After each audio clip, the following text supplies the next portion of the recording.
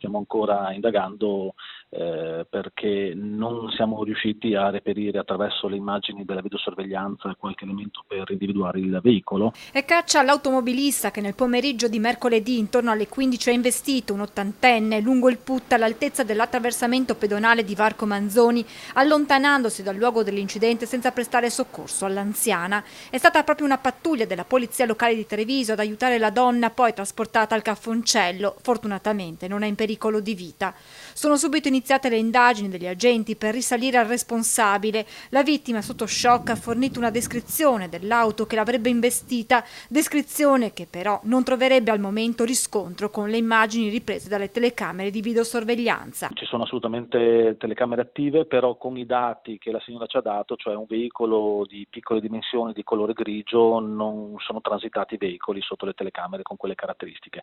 Quindi attualmente abbiamo dei dubbi sul fatto che effettivamente fosse quello il colore. Fondamentale per chiudere le indagini a questo punto potrebbero essere le testimonianze di chi era presente sul luogo dell'incidente. Dal comandante Gallo un appello. Se ci dovessero essere dei testimoni che hanno appunto assistito a questo investimento, che si facciano al più presto vivi con il comando di polizia locale. Mi permetto anche di dare il numero, lo 0422 191 5555, perché le loro testimonianze possono essere assolutamente fondamentali.